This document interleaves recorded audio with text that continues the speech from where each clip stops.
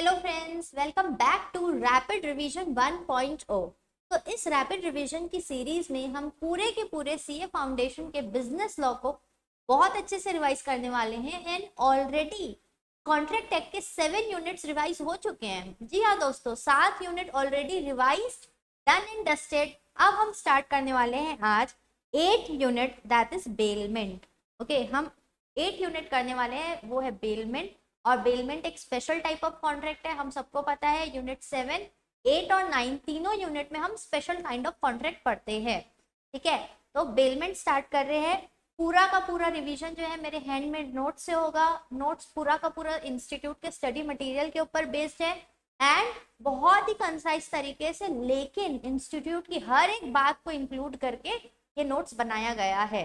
ठीक है, चलो सो करते हैं बेलमेंट को स्टार्ट। बहुत ही इजी टॉपिक है, बहुत ही इजी। बेलमेंट क्या होता है पता है दोस्तों? What is bailment?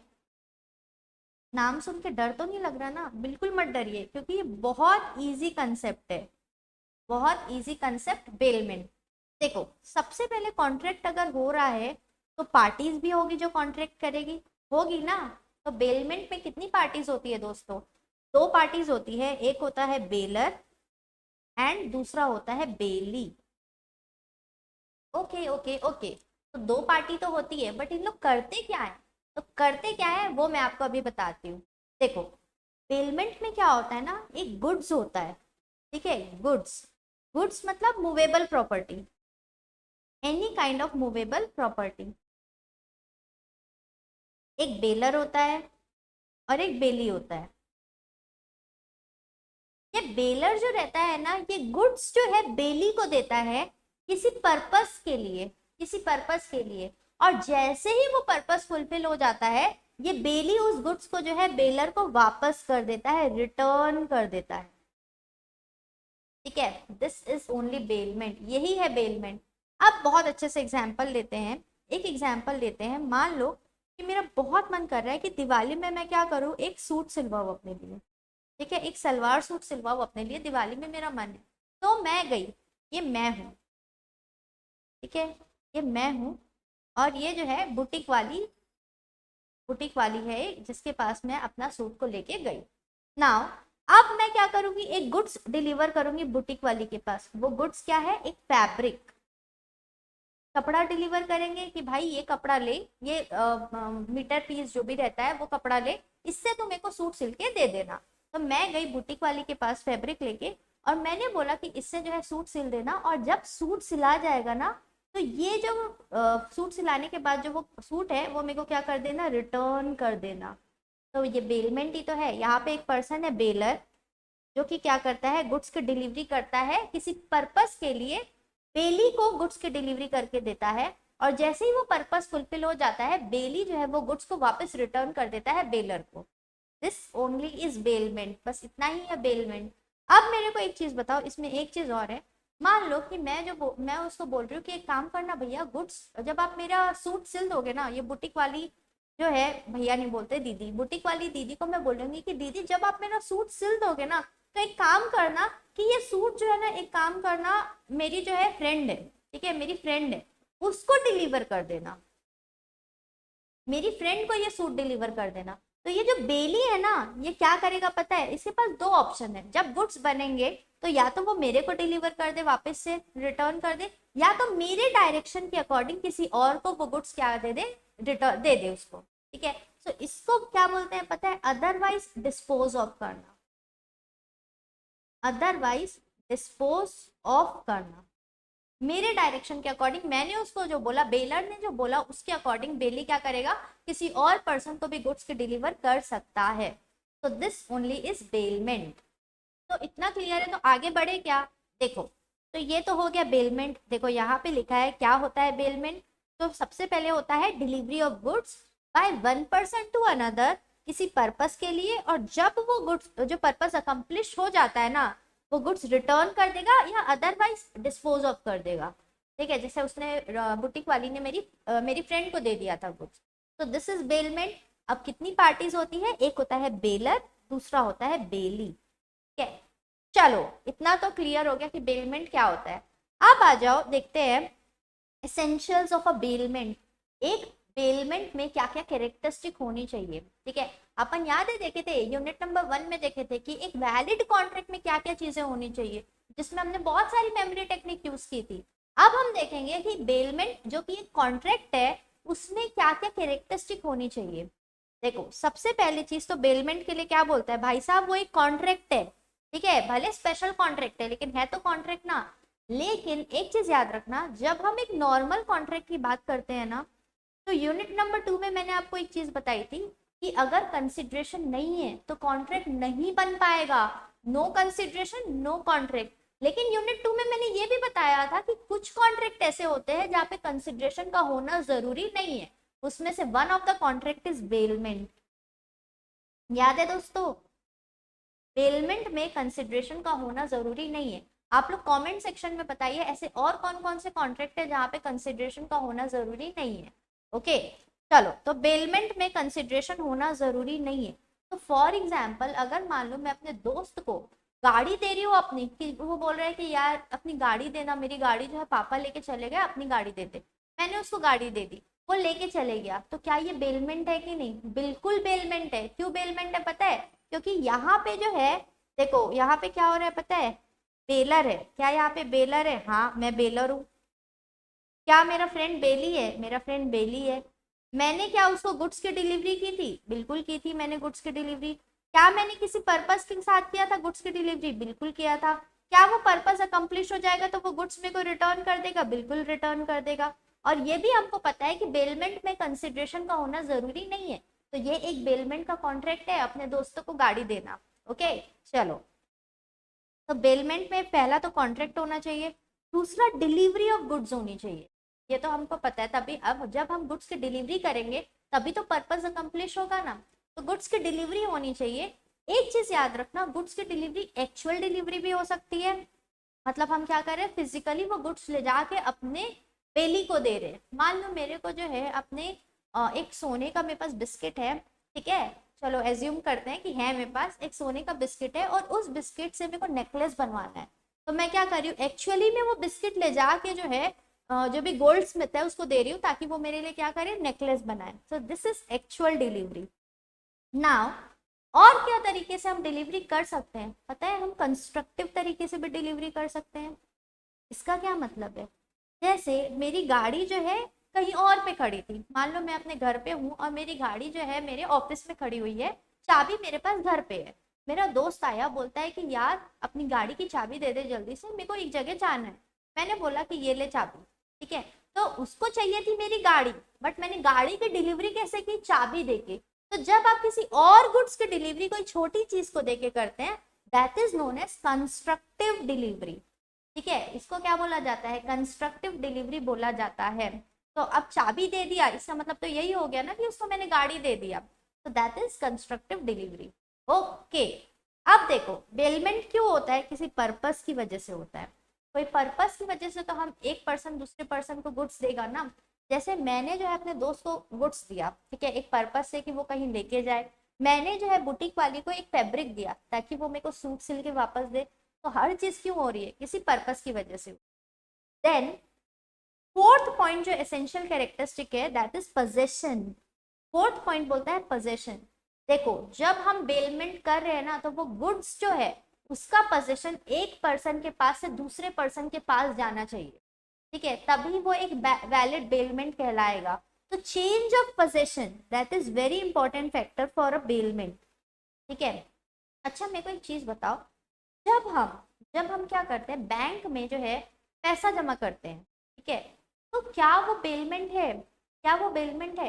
देखो बेलमेंट में ना क्या होता है, जैसे ही हम गुड्स देते हैं ना, वैसे सेम गुड्स हमको वापस मिलता है। जो भी चेंजेस करते हैं, मान लो कपड़ा देते हैं तो कपड़े, उसी कपड़े से जो है सिल के हमको जो है सलवार सूट मिला, तो सेम गुड्स से जो है कुछ ना कुछ बन के मिलता है, या सेम गुड्स वापस रिटर्न हो जाता है। एग्जाम्पल, अपने फ्रेंड को बाइक दिया तो सेम वही बाइक जो है हमको वापस कर देता है। जब हम बैंक में पैसा जमा कराते हैं, ठीक है, तो उस केस में क्या वही नोट हमको वापस मिलती है क्या? जब हम निकालते हैं वही नोट नहीं मिलती है ना। So that is not bailment. Indeed एक चीज याद रखो, जब बैंक में आप पैसा जमा कराते हो तो पैसा जो रहता है ना, मनी, ये आपकी बुक में नहीं लिखा है, लेकिन एक बात है कि मनी गुड्स नहीं होता है।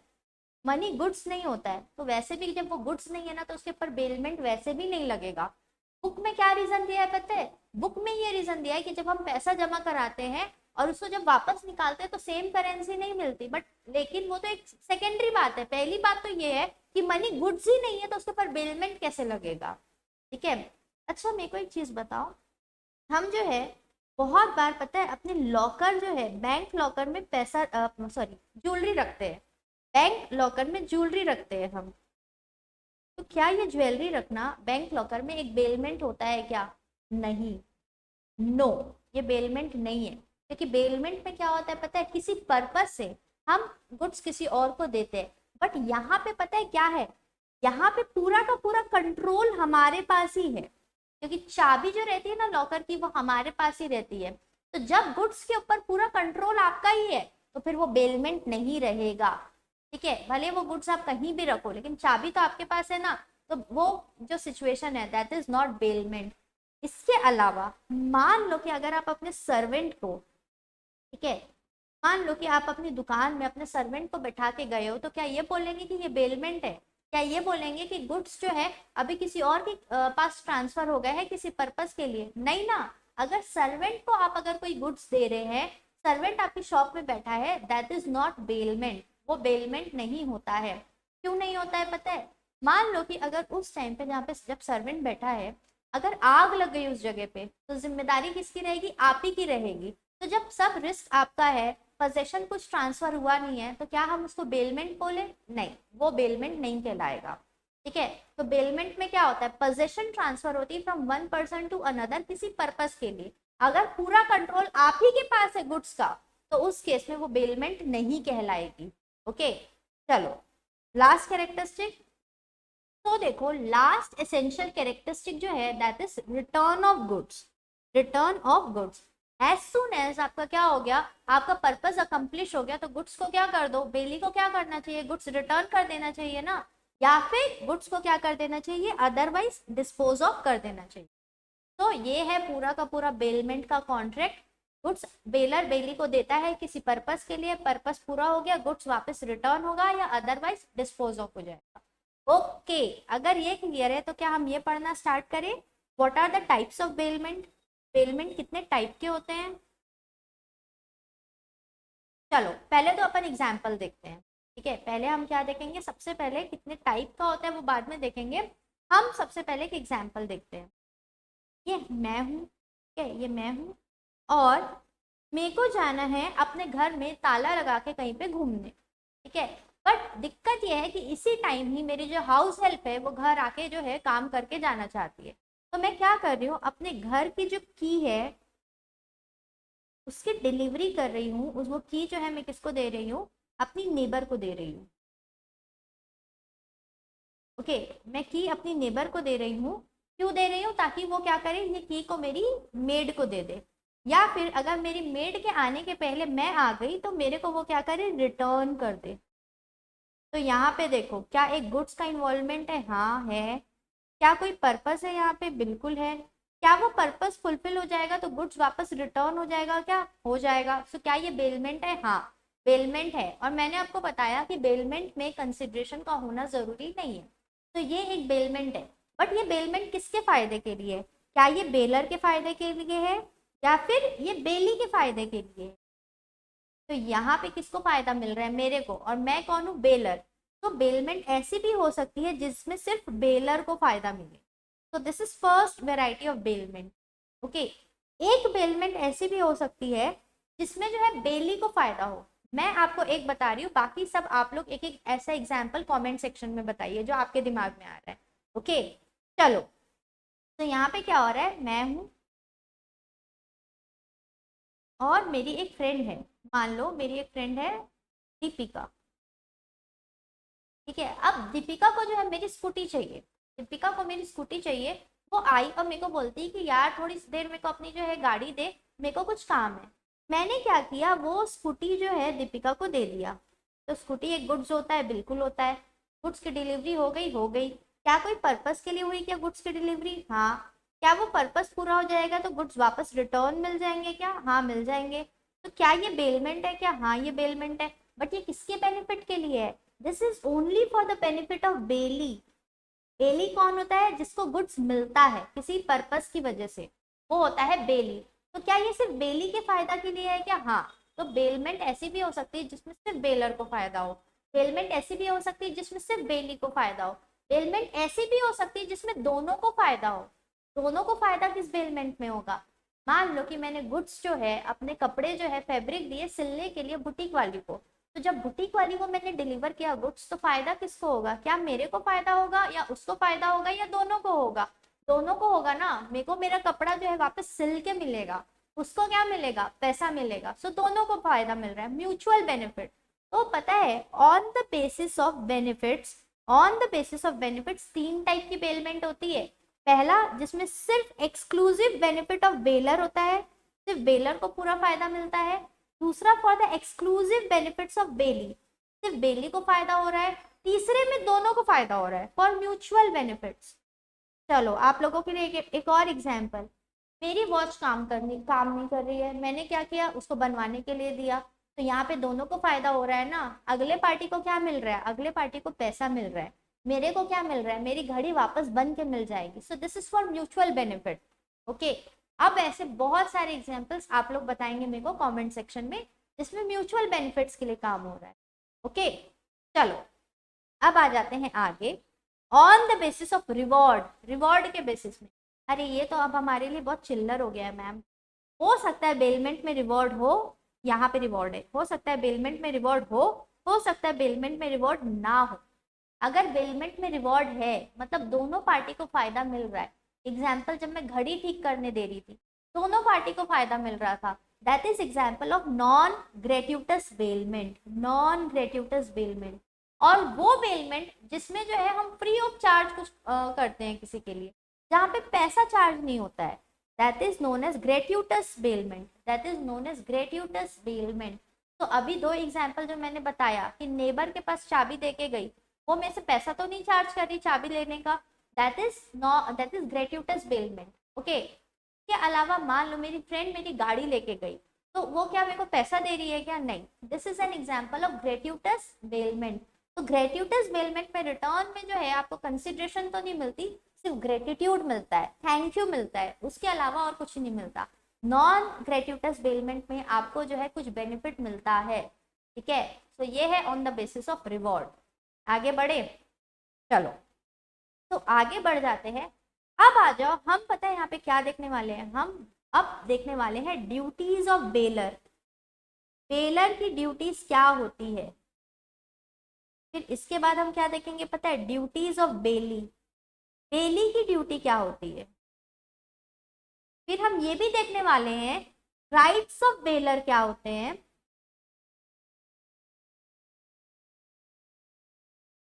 और ये देखेंगे राइट्स ऑफ बेली क्या होते हैं, राइट्स ऑफ बेली।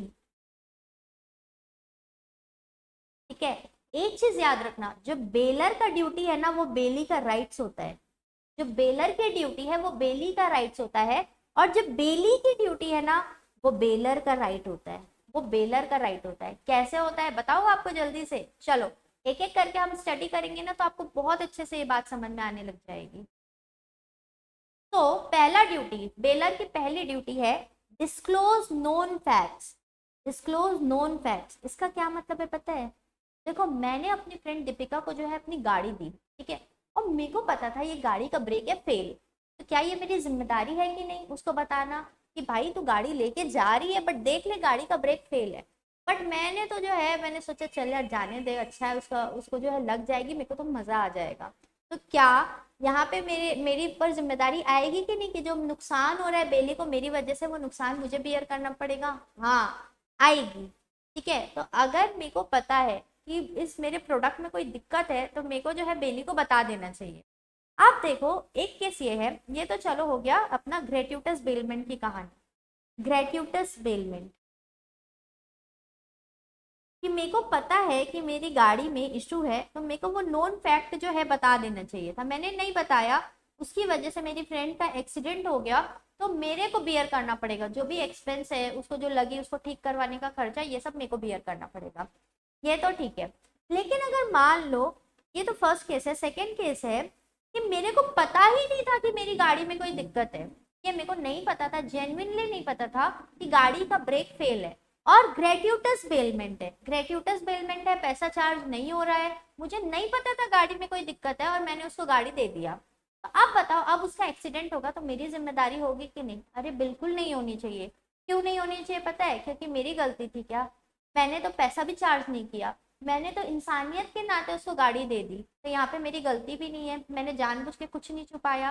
तो जब आप जानबूझ के कुछ नहीं छुपाते हो ना, उसमें आपको कुछ भी जो है बियर करने की जरूरत नहीं है। लेकिन जब आपको पता है कि कोई दिक्कत है और उसके बाद आप उस चीज को छुपा रहे हो, चाहे ग्रेट्यूटस बेलमेंट हो चाहे नॉन ग्रेट्यूटस, आपको बियर करना पड़ेगा। ठीक है, चलो, तो ये बेलर की ड्यूटी। अब आ जाओ यहाँ पे, इसको हम देखते हैं ग्रेट्यूटस बेलमेंट के लिए क्या है। In case of gratuitous bailment, in case of gratuitous bailment, only material facts known to the bailer are required to be disclosed. सिर्फ वो फैक्ट को डिस्क्लोज करना है जो बेलर को, जिन फैक्ट्स की नॉलेज है। तो बेलर को पता है कि ब्रेक खराब है तो उसको बता देना चाहिए था, लेकिन अगर मान लो उसको पता ही नहीं है तो फिर बताने की जरूरत नहीं है। लेकिन non gratuitous bailment, non gratuitous bailment क्या होती है पता है? आप पैसा ले रहे हो सर्विस के बदले। अगर मैं किसी को किराए से अपनी गाड़ी दूं तो मैं किराए का पैसा ले रही हूँ, तो यहाँ मेरी जिम्मेदारी है, आपको पता होना चाहिए कि आपकी गाड़ी का कोई अर्जा पुर्जा खराब तो नहीं है किराए से देने से पहले।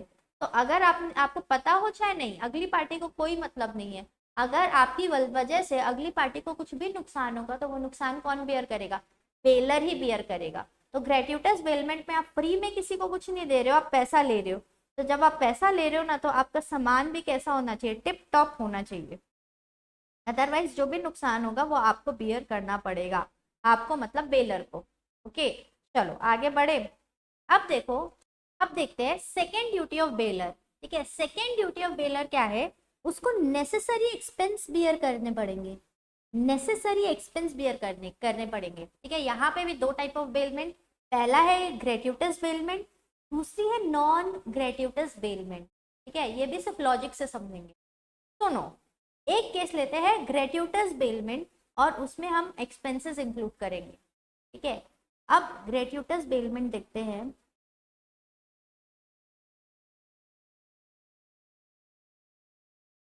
ठीक है, मेरे पास ना एक हॉर्स है, मेरे पास एक हॉर्स है और मैंने बहुत प्यार से उसको पाला है। ठीक है, मेरे पास एक हॉर्स है, बहुत प्यार से उसको पाला है। मैं अपने हॉर्स को अपने नेबर को दे के जा रही हूँ। क्यों दे के जा रही हूँ पता है? क्योंकि मेरे को जाना है आउट ऑफ टाउन, मेरे को आउट ऑफ टाउन जाना है और मैं अपने हॉर्स को किसको दे के जा रही हूँ? नेबर को दे के जा रही हूँ। क्योंकि अब मैं जा रही हूँ बाहर तो कोई तो देख रेख करे उसकी, उसको खाना खिलाए, अच्छे से उसको रखे। तो मेरा नेबर क्या कर रहा है पता है? उस हॉर्स के नेसेसरी एक्सपेंस बियर कर रहा है।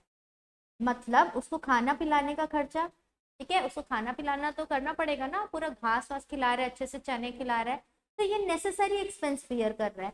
उसके अलावा मान लो कि मेरे हॉर्स की जो है, हॉर्स को बेबी होने वाला था। ठीक है, मेरे हॉर्स को जो है बेबी होने वाला था।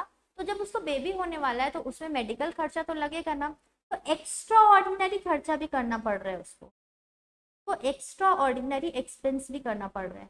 तो मेरे को बताओ, क्या ये वो पैसा खुद से अपने जेब से बियर करेगा या ये मुझे उसको देना चाहिए? मैं हूँ बेलर और मेरा नेबर है बेली, तो किसको बियर करना चाहिए? बेलर को बियर करना चाहिए ना। तो जब क्या होता है ना पता है, ग्रेट्यूटस बेलमेंट होता है, मतलब रिटर्न में सिर्फ धन्यवाद ही मिलता है। उस बेलमेंट में आप जो भी प्रोडक्ट किसी और को दे रहे हैं, अगर उस प्रोडक्ट में कोई भी खर्चा आए, चाहे नेसेसरी खर्चा आए चाहे एक्स्ट्रा ऑर्डिनरी खर्चा आए, वो पूरा का पूरा खर्चा कौन बियर करेगा? बेलर ही बियर करेगा। ठीक है, बेली क्यों बियर करेगा? ना तो उसको कुछ फायदा मिल रहा है, उल्टा उसके जेब से पैसा जा रहा है, तो जो भी जा रहा है वो बेलर बियर करेगा। ये तो क्लियर। ठीक है, अब आ जाओ हम देखते हैं नॉन ग्रेट्यूटस बेलमेंट के केस में एक्सपेंस कैसे बियर होता है। नॉन ग्रेट्यूटस बेलमेंट, मान लो कि मैंने क्या किया, अपनी कार जो है वो मैंने किसी को दी रेंट पे। अगली पार्टी ने जो है हायर किया मेरी कार और वो हायर करके मेरी कार लेके जा रहा है। आप मेरे को एक चीज बताओ, जो पेट्रोल का खर्चा है, मान लो ये मैं हूँ और ये जो है ले लेते हैं दीपिका, दीपिका को वापस ले लेते हैं। ये मेरी कार रेंट में लेके जा रही है। अब मेरे को एक चीज बताओ, इसमें पेट्रोल का खर्चा कौन बियर करेगा? दीपिका बियर करेगी ना। तो कार से रिलेटेड जो ऑर्डिनरी खर्चा है, जो कार का ऑर्डिनरी खर्चा है, वो कौन बियर करेगा? दीपिका, मतलब बेली। ओके, अब मेरे को दूसरी कहानी बताओ। यहाँ पे क्या हो रहा है, कार जो है अचानक से जो है उसका इंजन ही खराब हो गया, कार का इंजन खराब हो गया, तो इंजन की रिस्पॉन्सिबिलिटी बेली की रहेगी, दीपिका की रहेगी कि बेलर की रहेगी? बेलर मतलब मैं, या मेरी रहेगी या दीपिका की रहेगी? मेरी रहेगी ना, कार तो मेरी है। तो जो एक्स्ट्रा ऑर्डिनरी खर्चा है, जो एक्स्ट्रा ऑर्डिनरी खर्चा है वो कौन बियर करेगा? That has to be borne by bailor, उसको बेलर को ही बोर्न करना पड़ेगा। ठीक है, सो ग्रेट्यूटस और नॉन ग्रेट्यूटस में कौन एक्सपेंस बियर करेगा, समझ में आया? ग्रेट्यूटस में जो है पूरा का पूरा एक्सपेंस, चाहे ऑर्डिनरी एक्सपेंस हो चाहे एक्स्ट्रा ऑर्डिनरी एक्सपेंस हो, पूरा बेलर ही बियर करेगा, उसके गुड्स है वो बियर करे। लेकिन अगर हम नॉन ग्रेट्यूटस, जहाँ पे हमको रिटर्न में कुछ मिल रहा है, पैसा मिल रहा है, तो वहां पे नॉन ग्रेट्यूटस बेलमेंट है अगर, तो ऑर्डिनरी खर्चा तो बेली ही बियर करेगा, लेकिन जो एक्स्ट्रा ऑर्डिनरी खर्चा है वो कौन बियर करेगा? बेलर बियर करेगा। ठीक है, so this is duty of baler, ये ड्यूटी ऑफ बेलर है एक्स्ट्रा ऑर्डिनरी खर्चे के लिए, और ग्रेट्यूटस बेलमेंट में ड्यूटी ऑफ बेलर है ऑर्डिनरी खर्चा बियर करो, एक्स्ट्रा ऑर्डिनरी भी बियर करो। ओके, चलो, तो ये यहाँ पे पूरा लिखा हुआ है एग्जाम्पल के साथ। अब आ जाओ आगे, indemnify baler for pre mature termination, for pre mature termination. अब दोस्तों यहाँ पे क्या हो रहा है पता है, ये बहुत अच्छी चीज है, बहुत अच्छा एग्जाम्पल है। मान लो, ठीक है, मान लो ऐसा होता है कि मैं जो हूँ दिल की बहुत अच्छी हूँ, दिल की बहुत अच्छी हूँ, और लोग क्या करते हैं ना, आते हैं और मेरे को बहला फुसला के जो है मेरा सामान लेके चले जाते हैं। ठीक है, आते हैं बहला फुसला के जो है मेरी कार लेके चले गया। तो लेट्स सी, मेरी एक फ्रेंड और आ गई दिव्या नाम की, मेरी एक फ्रेंड है दिव्या नाम की, वो आई मेरे पास और वो आके मेरे को बोलती है कि श्यामा एक काम करना, अपनी कार जो है मेरे को दे दे थोड़े दिन के लिए, मेरे को जो है इससे घूमने जाना है, मैं घूमने जा रही हूँ इस कार से। मैंने उसको बोला जा लेके चले जा। अब मैं तो हूँ भोली भाली सी, अपनी कार उसको दे दी। थोड़े दिन बाद जो है आके मेरी बहन ने मेरे को बत्ती दी, उसने मेरे को बोला तू बेवकूफ है क्या, अगर वो तेरी कार लेके गई और वो कार तो तेरे नाम से रजिस्टर्ड है, किसी का एक्सीडेंट हो गया कुछ हो गया तो तेरे सर के ऊपर बात आ जाएगी। तो वहां पे मैं डर गई। तो मैंने दिव्या को बोला कि भाई 3 दिन हो गया, 3 दिन तक तो कार दिव्या के पास थी, 3 दिन के बाद मैंने बोला कि अपनी मेरी जो कार है ना वो तू मुझे एक काम कर वापस दे दे। तो क्या मेरा राइट है कि नहीं यहाँ पे अपनी कार वापस मांगना? यहाँ पे मेरा राइट है ना। क्यों राइट है पता है? क्योंकि ये ग्रेट्यूटस बेलमेंट है। तो ग्रेट्यूटस बेलमेंट में ना आप अपना सामान जो है जब चाहे वापस ले सकते हो। ठीक है, नॉन ग्रेट्यूटस में क्या होता है पता है? नॉन ग्रेट्यूटस में आपको वो आपके सामान के बदले पैसा दे रहा है, तो आप ऐसे बीच में अपना सामान वापस नहीं ले सकते क्योंकि आपको रिटर्न में पैसा मिल रहा है ना। बट ग्रेट्यूटस में तो आपको कोई रिटर्न में कुछ नहीं मिल रहा। तो मान लो दिव्या को मैंने जो है 1 मंथ के लिए अपनी गाड़ी दी थी, और मेरे को मान लो कि 5 डेज के बाद ये रियलाइज हो गया कि भाई साहब मेरे को मेरी गाड़ी वापस चाहिए, तो मैं वापस ले सकती हूँ। लेकिन यहाँ पे एक चीज याद रखनी चाहिए, मान लो कि दिव्या ने मेरी गाड़ी जो ली, उस भरोसे में दिव्या ने क्या किया था पता है? दिव्या ने जो है प्लान बना लिया था कि वो शिमला जाएगी घूमने के लिए, और शिमला के जो है पूरे होटल में जो है उसने बुकिंग करा ली थी। शिमला के होटल में बुकिंग करा ली और उसमें उसको 10,000 रुपये लग गया, और मेरी कार के भरोसे उसने बुकिंग कराई। ठीक है, तो इस केस में क्या होगा पता है? तो ये जो दिव्या है इसको मेरी वजह से बेनिफिट, दिव्या को जो है मेरी वजह से लॉस कितने का हो रहा है? दिव्या को मेरी वजह से लॉस कितने का हो रहा है? 10,000 का। ठीक है, लेकिन दिव्या को मेरी वजह से बेनिफिट भी हुआ। क्या बेनिफिट हुआ पता है? दिव्या को मेरी वजह से बेनिफिट भी हुआ। क्या बेनिफिट हुआ? 3 दिन, सॉरी 5 डेज के लिए उसको मेरी कार मिली, 5 डेज के लिए उसको मेरी कार मिली। और मान लो 5 डेज जो है उसका पर डे रेंट जो है उस कार का मान लो 1,000 rupees, per day rent car का 1,000 है, तो 5,000 का उसको क्या मिला? मेरे से बेनिफिट मिला। 5,000 का बेनिफिट मिला एंड 10,000 का उसको क्या हो गया? लॉस हो गया मेरी वजह से। तो यहाँ पे एक्स्ट्रा जो है उसको कितना लॉस हुआ? 5,000 का लॉस, एक्स्ट्रा लॉस। कैसे कैलकुलेट किए समझ में आया? जो उसको लॉस हुआ टोटल लॉस माइनस उसको मेरी वजह से बेनिफिट भी हुआ, तो ये दोनों को माइनस करने के बाद जो उसको लॉस हुआ है वो लॉस वो मेरे से ले सकती है। वो लॉस वो किससे वसूलेगी? मेरे से वसूलेगी। ठीक है, तो ये याद रखना, आप ग्रेट्यूटस बेलमेंट जो है टाइम के पहले कंप्लीट कर सकते हो, कोई दिक्कत नहीं है, प्री मैच्योर टर्मिनेशन कर दो, लेकिन आपके प्री मेच्योर टर्मिनेशन की वजह से अगर किसी को लॉस हुआ तो वो लॉस आपको बियर करना पड़ेगा। कितना लॉस? जो बेनिफिट मिला है उसको माइनस कर दो, फिर जो लॉस बचेगा वो लॉस जो है कौन बियर करेगा? बेलर बियर करेगा। ये ड्यूटी है बेलर की, ठीक है। फिर है बेलर की क्या रिस्पॉन्सिबिलिटी है? देखो, बेलर की और एक रिस्पॉन्सिबिलिटी है कि indemnify for any loss to bailee in case of bailor's defective title in goods. अब यहाँ पे भी अपन एक एग्जाम्पल लेते हैं। मान लो कि मैंने जो है एक कार लेके आई और वो कार मेरी नहीं थी, मेरे पास मेरे गराज में रिपेयर होने आई थी। वो रिपेयर होने वाली कार मेरे पास गराज में आई और वो मैंने अपने किसी दोस्त को जो है क्या कर दिया, वो रेंट कर में दे दिया किसी दोस्त को। तो रिपेयर में कार आई, दोस्त को रेंट में दे दिया। ऐसा बॉलीवुड मूवीज में जो है बहुत सारे आप देखेंगे केसेस। तो यहाँ पे बताओ, जो ओरिजिनल ओनर है उस कार का, अगर उसने देख लिया अपनी कार की कोई और चला रहा है तो उसका दिमाग खराब होगा कि नहीं होगा? तो उसने पीट दिया मान लो आपके दोस्त को, तो पीट दिया आपके दोस्त को, तो दोस्त को तो नुकसान हुआ, तो वो नुकसान कौन बियर करेगा? बेलर बियर करेगा। ये बेलर की ड्यूटी है कि इंडेमनीफाई करे to make good the loss, make good the loss. जो भी लॉस जो है वो बेलर की गलती की वजह से हुआ है, बेलर के डिफेक्टिव टाइटल की वजह से हुआ है, वो लॉस को बियर करेगा, ठीक है। और क्या बेलर की ड्यूटी है? बेलर की एक और ड्यूटी है भाई कि अगर उसने गुड्स दिया है बेलमेंट में तो ऑन टाइम उसकी डिलीवरी ले ले, ऑन टाइम वापस गुड्स को रिटर्न में ले ले। फॉर एग्जाम्पल, मैंने गराज में अपनी कार दी कि भाई सर्विसिंग कर दो मेरी कार को, उसने लिया सर्विसिंग कर दिया, 1 महीने हो गया, 2 महीने हो गए, मैं वापस कार ला ही नहीं रही हूँ। ऐसा मेट्रो सिटीज में होता है जहाँ पे ना पार्किंग की बहुत इशू होती है। तो आप गराज में ही कार छोड़ के आ गए अपनी, वापस लेके ही नहीं आ रहे हो, इसलिए नहीं ला रहे हो क्योंकि आपके पास पार्किंग की जगह नहीं है। तो भाई गराज वाला भी तो मेट्रो सिटी में है, वो भी कहाँ से पार्क करेगा? तो आपकी वजह से उसको जो एक्स्ट्रा खर्चा बियर करना पड़ रहा है ना, तो वो किससे वसूलेगा? आप ही से वसूलेगा, मतलब बेलर से ही वसूलेगा। तो ये बेलर की ड्यूटी है कि गुड्स को क्या करे? वापस ले ले एज सुन एज गुड्स में जो भी पर्पस है वो फुलफिल हो गया तो गुड्स को वापस ले लिया जाए, ठीक है। तो ये है ड्यूटीज ऑफ बेलर। अब देखते हैं बेली की क्या ड्यूटी है, ठीक है। What are the duties of bailee? भाई साहब, बेली की ये ड्यूटी है कि अगर आपको किसी और का गुड्स मिले तो जैसे आप अपने गुड्स की केयर करते हो ना, वैसे ही केयर जो है आपको कैसे करनी है? बेलर के गुड्स की भी करनी है। तो मैंने अपने दोस्त को गाड़ी दी तो उसको भी वैसे ही रखना चाहिए जैसे वो अपने गुड्स को रखता है, ओके। और अगर उसने रीजनेबल केयर नहीं की तो फिर नुकसान जो भी होगा सामान को वो बेली बियर करेगा, ओके। उसके बाद और क्या? Not to make inconsistent use of goods, not to make inconsistent use of goods. इसका क्या मतलब है पता है?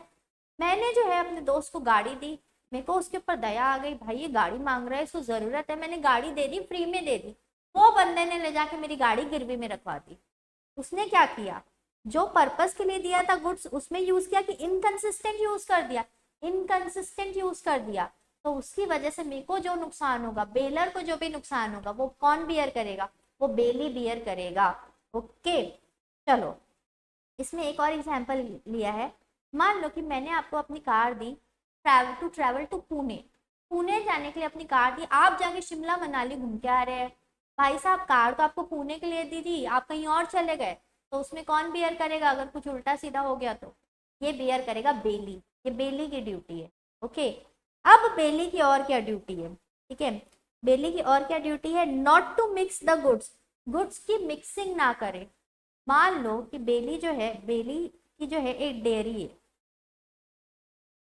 ठीक है, बेली की एक डेयरी है और बेलर की भी जो है एक डेयरी है, ठीक है। ये है बेलर और ये है बेली, ओके। नाउ यहाँ पे जो है मान लो कि बेलर ने बेली को गुड्स दिया और बेलर ने बोला था भाई एक काम करना, तू अपने गुड्स और मेरे गुड्स को मिला लेना।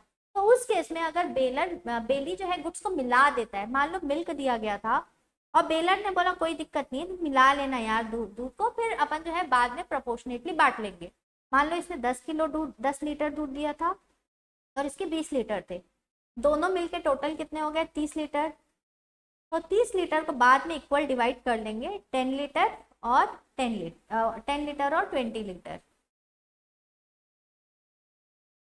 तो दोनों अपना प्रोपोर्शनेट बाद में बांट लेंगे, 10 लीटर और 20 लीटर बांट लेंगे, कोई दिक्कत की बात नहीं है। क्योंकि यहाँ पे बेलर खुद ही बोल रहा है कि क्या करो, मिक्स कर दो गुड्स को, ओके। लेकिन अगर मान लो कि बेलर नहीं बोलता है मिक्स करने के लिए, बेली अपनी मर्जी से मिक्स कर देता है, ठीक है, बेली क्या करता है अपनी मर्जी से मिक्स कर देता है, तो मान लो कि गुड्स अगर सेपरेबल नेचर के, सेपरेबल नेचर के मतलब कि अगर मान लो बेलर ने जो है बेली को 100 मोबाइल्स की डिलीवरी की, 100 मोबाइल की डिलीवरी, ठीक है, और बेली के पास ऑलरेडी मान लो कि 200 मोबाइल है सेम कैटेगरी का, तो यहाँ पे बताओ क्या सेपरेट करना इजी है क्या? हाँ बिल्कुल इजी है। बेलर के मोबाइल अलग कर लेंगे, बेली के अलग कर लेंगे। तो भले बेलर ने नहीं बोला था मिलाने, बेली ने मिला दिया गुड्स को, अपने गुड्स को और बेलर के गुड्स को सेपरेट यहाँ पे करना पॉसिबल है। तो यहाँ पे सेपरेशन जो होगा उसका खर्चा कौन बियर करेगा? बेली बियर करेगा, और गुड्स को क्या करेगा? सेपरेट कर देगा, ठीक है। लेकिन अगर मान लो कि बेलर ने मना किया था गुड्स जो है मिलाना नहीं, यहाँ पे भी मना किया था, यहाँ पे भी मना कर रहे, बट डिफरेंस क्या है पता है? यहाँ पे जो है सेपरेट करना पॉसिबल था क्योंकि मोबाइल तो बहुत बड़ा होता है, लेकिन सेकेंड केस में जो है सेपरेशन पॉसिबल नहीं है, सेपरेशन नॉट पॉसिबल। एग्जाम्पल ले लेते हैं, ले लेते हैं फ्लोर, ठीक है, आटा। अब बेलर ने जो है 100 kg आटा बेली को दे दिया, ये बेलर है, बेलर ने जो है 100 kg आटा बेली को दे दिया, और बेली के पास भी है मान लो ऑलरेडी 100 kg आटा, और बेली ने दोनों के आटे को मिला दिया। बट बेलर का जो आटा था ना वो मान लो 20 पर kg का था, और बेली का आटा जो है 10 पर kg का था। अब बेली ने तो आटा मिला दिया, और क्या ये सेपरेट करना पॉसिबल है क्या? पॉसिबल तो नहीं है। तो इस केस में जो बेली जो है ना वो बियर करेगा नुकसान, बेली की ड्यूटी है कि उसको क्या करना पड़ेगा? बियर करना पड़ेगा लॉस। कितना लॉस बियर करेगा पता है? 10 पर kg के हिसाब से, ठीक है। पहले तो इसने जो है मिला दिया, दोनों मिला के 200 kg हो गया। अब बेलर अपना सामान वापस मांगने आया तो बेलर को उसका 100 kg वापस दे देगा। 100 kg के साथ साथ में 100 × 10 मतलब 1000 रुपए भी देगा। क्यों देगा? इसलिए देगा क्योंकि भाई उसका आटा, जो बेलर का आटा है ना वो हायर क्वालिटी का था, तो अब उसको जो भी एक्स्ट्रा जो पैसा है वो देना पड़ेगा, ठीक है। अपन ये कैसे निकाले? 10 रुपीज समझ में आया ना? क्योंकि इसका आटा 20 रुपए का, इसका 10 रुपए का, जब मिला दिया 20 रुपए का आटा 10 रुपए के आटे के साथ, तो नुकसान तो हो गया बेलर को, तो वो नुकसान कौन बियर करके देगा? बेली बियर करके देगा। ओके, तो ये है ड्यूटीज बेली की। और क्या ड्यूटी है बेली की? बेली की ये ड्यूटी है भाई कि जिस पर्पस के लिए गुड्स मिला था ना वो पर्पस अगर पूरा हो गया है ना तो गुड्स को वापस कर दो, अपने पास मत रखो वो गुड्स को। ऐसा कर रहे हैं कि अगर मान लो गराज में गाड़ी आई ठीक करने के लिए, उसको ठीक तो कर दिए, अब उसको रेंट में चला दे रहे हैं। पता है बहुत सारे जो है ड्राई क्लीनर्स लोग ये करते हैं, ये मुझे अभी पता चला कि आप ड्राई क्लीन में कपड़े देते हैं ना तो वो किसी को रेंट में दे देते हैं आपके कपड़े। तो आप क्या किया करो पता है? जल्दी से अपने कपड़े वापस लेके आ जाया करो। तो आप जो भी बेली है उसकी ड्यूटी क्या है? गुड्स को वापस से रिटर्न कर देना, जैसे पर्पस हो गया है उसके बाद। अब आ जाओ और ड्यूटी क्या है बेली की? Return and accretion from the goods, return and accretion from the goods.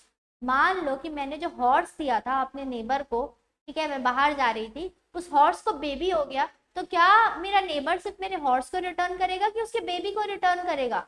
दोनों को रिटर्न करेगा। जो भी एक्रीशन हो रहा है ना, एक्रीशन मतलब एडिशन हो रहा है आपके गुड्स में, वो एडिशन को भी साथ साथ में रिटर्न करेगा।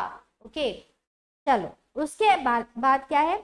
Not to set up adverse title, not to set up adverse title, इसका क्या मतलब है? बेलर ने जो है बेली को गुड्स मान लो रेंट में दिया था अपनी कार, बेलर ने बेली को क्या किया? रेंट में दिया कार, और बेली ले जाके क्या कर दिया? कार को जो है इसको मॉर्टगेज करके आ गया, इसको गिरवी रखा के आ गया, और उसके बदले लोन लेके आ गया। तो क्या ऐसा बेली कर सकता है? क्या एडवर्स टाइटल क्रिएट कर सकता है फॉर बेलर? एडवर्स टाइटल नहीं क्रिएट कर सकता। क्या बेलर के टाइटल के साथ बेली छेड़छाड़ कर सकता है? बेलर इज द ओनर, तो क्या उसके टाइटल के साथ कोई छेड़छाड़ कर सकता है बेली? नहीं। अगर किया तो फिर बेली को भुगतना पड़ेगा, ठीक है, बेली को लॉस बियर करना पड़ेगा। ओके, सो ये है ड्यूटीज ऑफ बेली।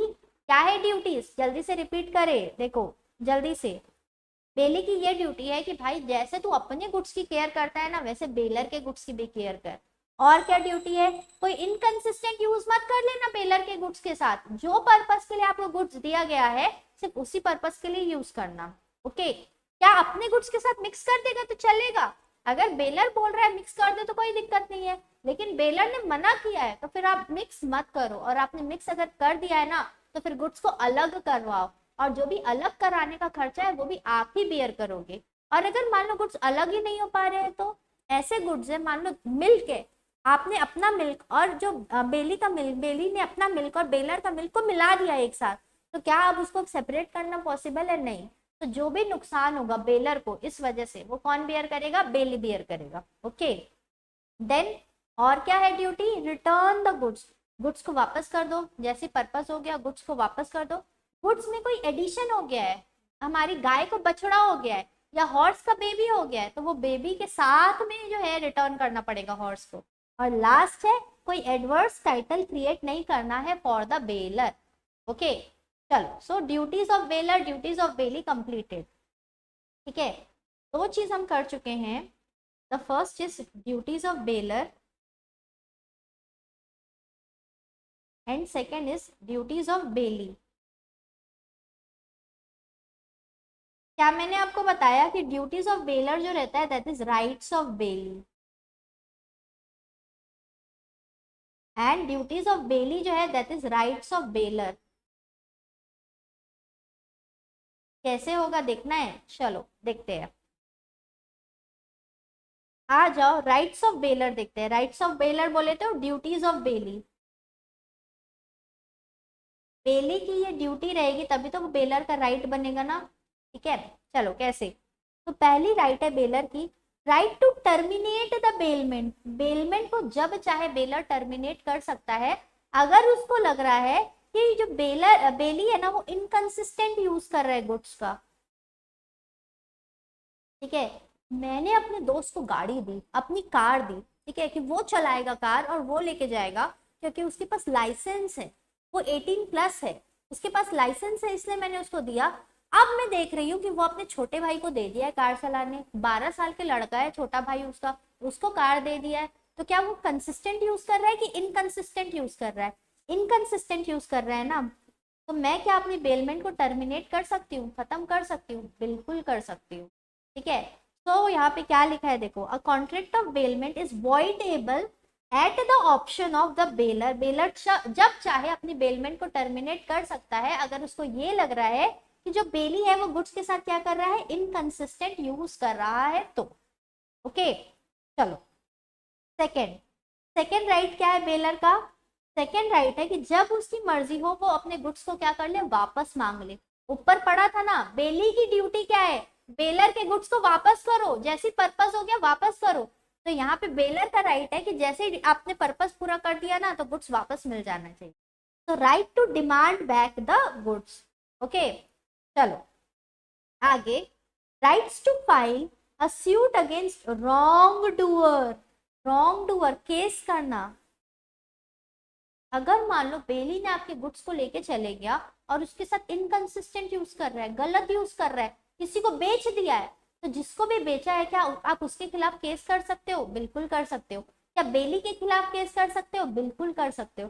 तो जो भी गलत सलत हरकत कर रहा है ना आप उसको स्यू कर सकते हो। आप कौन? बेलर, तो बेलर स्यू कर सकता है, राइट। उसके बाद right to sue the bailee, तो अभी देख क्या है, बेली के ऊपर भी केस कर सकते हैं। अगर बेली आपका गुड्स लेके चले गया, वापस ही नहीं दे रहा है, गलत सलत चीजें कर रहा है आपके गुड्स के साथ, किसी को भी यूज करने दे रहा है आपकी मर्जी के बिना, तो आप उसको क्या कर दो? स्यू कर दो। Okay, then right to compensation, right to compensation, अगर मान लो कि आपने अनऑथराइज यूज किया है, किसने? बेली ने, बेली ने बेलर के गुड्स को गलत तरीके से यूज किया है, अपने गुड्स के साथ मिक्स कर दिया है, तो उसकी वजह से बेलर को जो भी नुकसान होगा वो कौन बियर करेगा? बेली बियर करेगा। ठीक है, तो बेली जो है ना उसकी ये ड्यूटी है, भाई बेलर का गुड्स उसको टाइम से वापस कर दो। बेलर के लिए एडवर्स टाइटल क्रिएट मत करो, अगर आपने किया तो बेलर आपके ऊपर केस कर देगा। आपने किसी और को वो गुड्स बेचा तो उसके ऊपर भी केस कर सकता है। अगर बेलर को नुकसान हुआ तो वो आपको बियर करना पड़ेगा, राइट। तो ये है बेलर के राइट्स। अब देखते हैं बेली के क्या राइट्स हैं। What are the rights of bailee, bailee के क्या राइट्स है? देखो पहला राइट तो ये है, right to deliver the goods to any of the joint bailors, any of the joint bailors. मान लो कि ए और बी दो भाई है, ठीक है। ये दोनों भाई जो है मिलके जो है एक कार खरीदे हैं और ये कार को रेंट में चलाते हैं, ये कार को रेंट पे चलाते हैं, हायर पे देते हैं। अब ये कार जो है ये सी को दिए, हायर पे सी को दिया ये कार। अब मान लो कि सी जो है वो टाइम जिस टाइम के लिए दिया उतना यूज किया, अब वो कार वापस टाइम से देने आया है, और अब वो देने आया है ना, तो यहाँ पे ए अवेलेबल नहीं है, सिर्फ बी अवेलेबल है, ठीक है। ए अवेलेबल नहीं है, सिर्फ बी अवेलेबल है, तो क्या वो बी को कार दे देगा? तो क्या मान लिया जाएगा कि एक्चुअल में उसने गुड्स जो है रिटर्न कर दिया है? ठीक है, क्या मानेंगे कि नहीं कि उसने गुड्स को रिटर्न कर दिया है? यस। तो अगर आप कोई भी जॉइंट बेलर, ये दोनों मिला के क्या है, जॉइंट बेलर, आपने किसी भी जॉइंट बेलर को गुड्स को वापस डिलीवर कर दिया है ना, तो मान लेंगे कि जो है गुड्स रिटर्न हो चुका है। ओके, तो ये है फर्स्ट पॉइंट। दूसरा है right to indemnity, right to indemnify. Right to indemnify, indemnify मतलब to make good the loss, to make good the loss. अब यहाँ पे क्या हो रहा है पता है, देखो यहाँ पे ये हो रहा है कि कोई गुड्स है, ठीक है, बेलर ने क्या किया पता है, एक बेलर है और यहाँ पे बेलर बदमाश है, यहाँ पे बेलर बदमाश है, उसने क्या किया, उसने जो है क्या किया, चोरी करके जो है एक कार लेके आया, और वो चोरी करके जो है कार जो लेके आया उसने जो है इसको दे दिया, बेली को दे दिया कि जा भाई बेली तू इसको रख, रेंट में मैं तेरे को दे रहा हूँ। बेली लेके चले गया वो गुड्स, और बेली चला रहा है वो कार, और इसको एक्चुअल ओनर ने देख लिया, और जब इसको एक्चुअल ओनर ने देखा तो वो बेली को क्या करा, पीटने लग गया।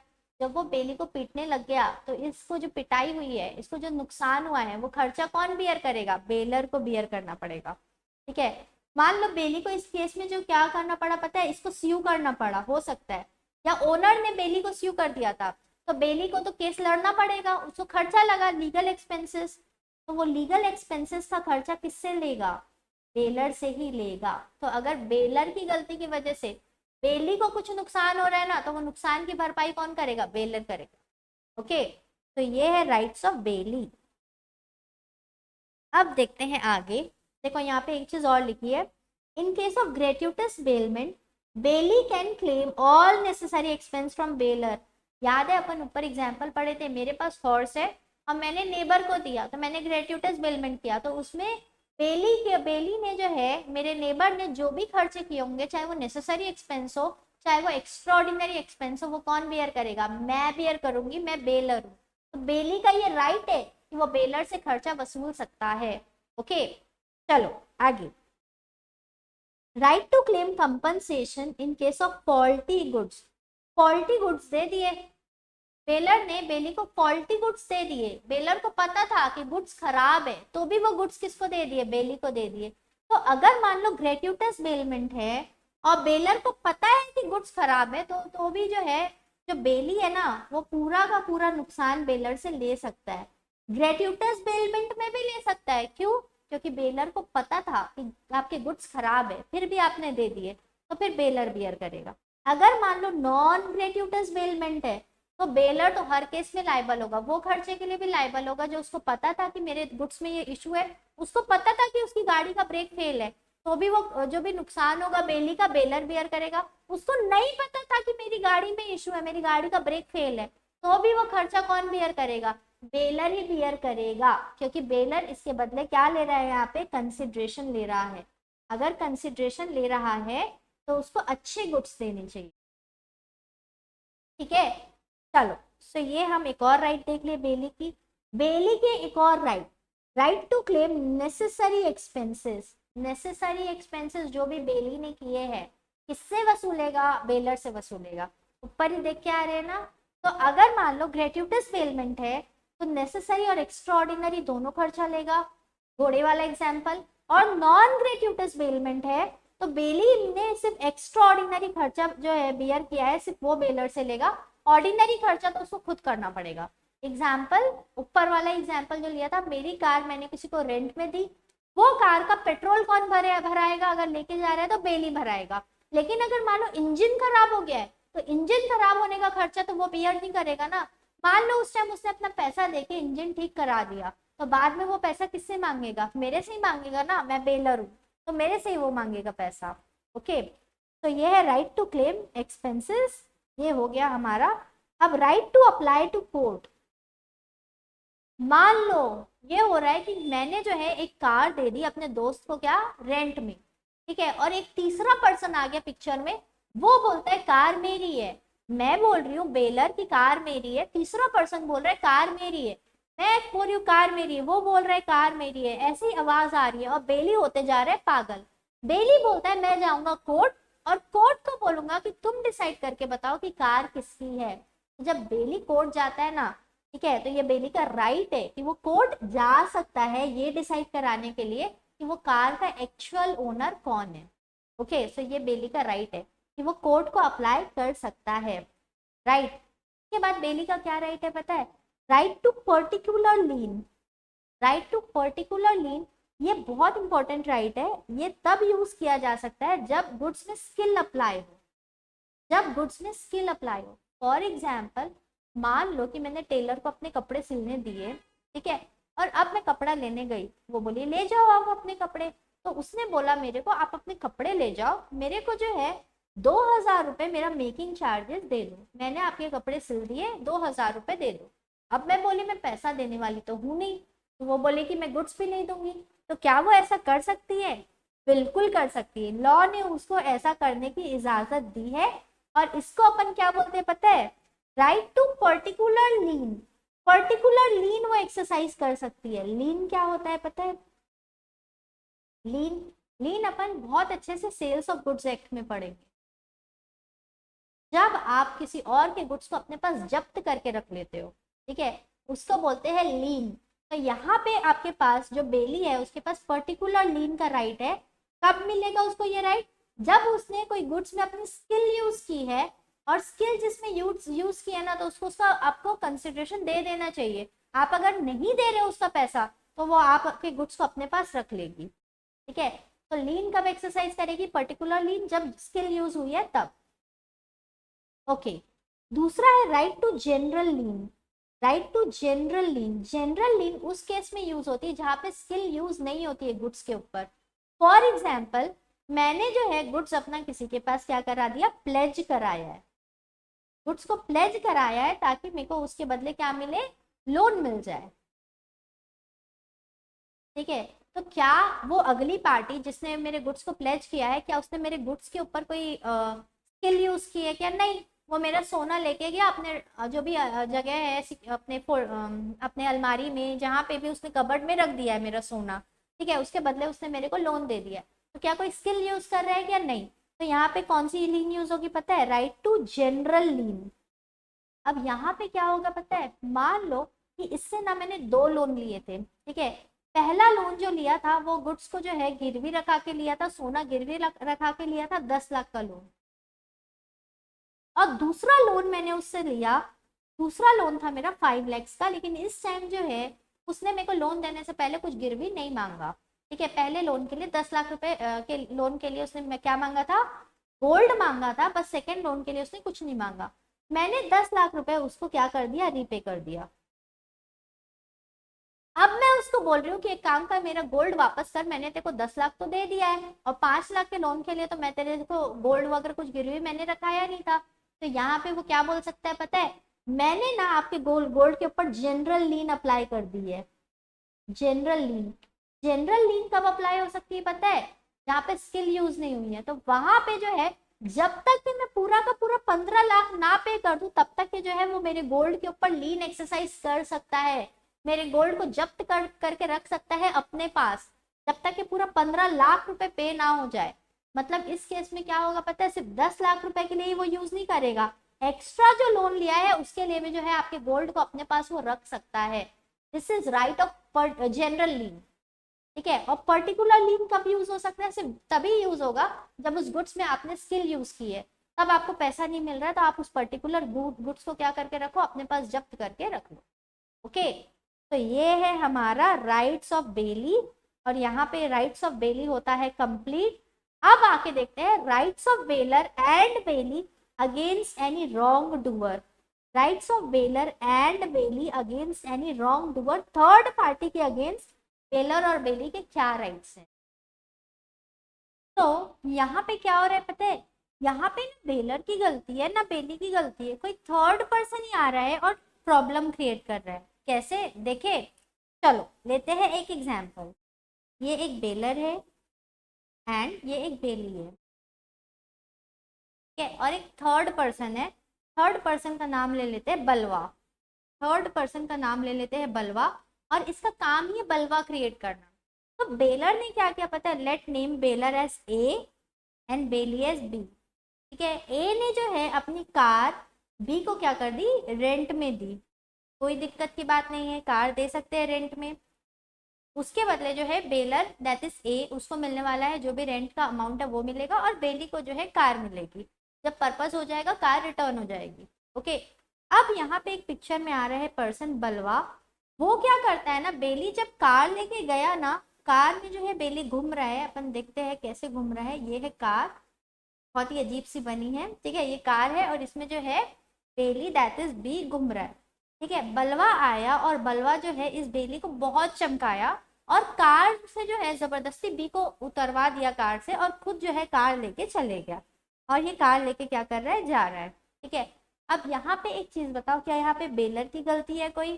क्या बेलर ने कहीं से चोरी से कार लेके आई थी? क्या नहीं, बेलर की खुद की कार थी। क्या बेली की कोई गलती है? नहीं, बेली ने तो बकायदा रेंट दे के कार जो है लेके आया है। यहाँ पे किसी थर्ड पर्सन की गलती की वजह से क्या हो रहा है पता है, बेलर और बेली दोनों को नुकसान हो रहा है। तो अब यहाँ पे बताओ, अगर स्यू करना है, अगर बलवा के खिलाफ केस करना है, बलवा को स्यू करना है, तो क्या बेलर स्यू करेगा या बेली स्यू करेगा, या दोनों में से कोई एक स्यू कर सकता है? तो दोनों में से कोई एक स्यू कर सकता है, पता है। यहाँ पे बेलर भी स्यू कर सकता है, बेली भी स्यू कर सकता है, क्योंकि दोनों का इंटरेस्ट है उस कार में। ठीक है, चलो तो अब इन लोग स्यू किए और इन लोग जो है बलवा को लेके गए कोर्ट पे। ठीक है, बलवा को लेके गए कोर्ट पे, और कोर्ट बोलता है बलवा को कि भाई बलवे, तूने बहुत बलवा क्रिएट कर दिया है, बहुत न्यूसेंस क्रिएट कर दिया है। अब बलवा तू एक काम कर, यहाँ पे जो है तू कार तो तूने पूरी तोड़ फोड़ दी है, तू एक काम कर 5 लाख रुपीज जो है एज अ कॉम्पनसेशन दे। 5 lakh rupees as a compensation दे। अब मेरे को ये बताओ, ये 5 लाख का कॉम्पनसेशन क्या पूरा का पूरा ए रखेगा, या इसमें से कुछ पार्ट जो है बी को भी देना पड़ेगा? इसमें से कुछ पार्ट बी को भी देना पड़ेगा। पता है क्यों देना पड़ेगा? क्योंकि बी ने तो रेंट दे के जो है कार लिया था ना, उसने तो पैसे दिए थे, उसके बदले उसको कार मिली थी कुछ टाइम यूज करने के लिए, बट वो यूज नहीं कर पाया। तो इस केस में हो सकता है कि ये जो बी है इसने कहीं और से कार रेंट में ले ली होगी। ठीक है, तो उसका पैसा उसको देना पड़ा होगा।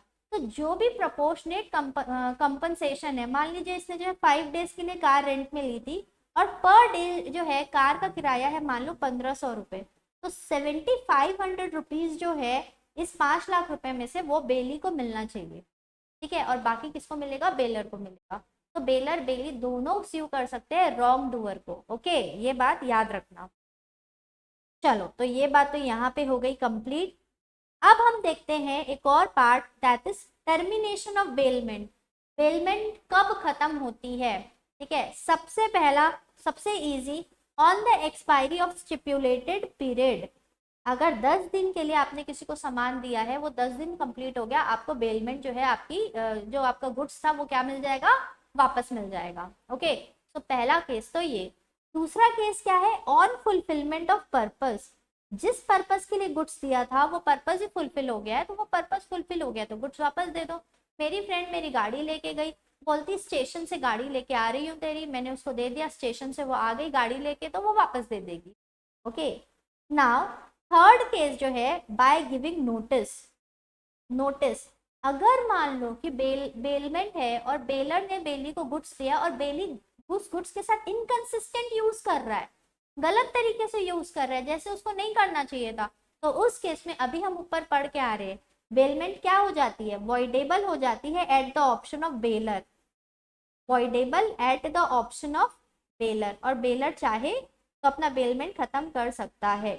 ओके, या फिर मान लो in case of gratuitous bailment, gratuitous bailment है, तो उस केस में जो है बेलर कभी भी चाहे अपनी बेलमेंट खत्म कर सकता है, चाहे कंसिस्टेंट यूज हो चाहे इनकंसिस्टेंट यूज हो, सही यूज कर रहा है गलत यूज कर रहा है कोई फर्क नहीं पड़ता, वो अपनी बेलमेंट जो है कभी भी क्या कर सकता है, खत्म कर सकता है।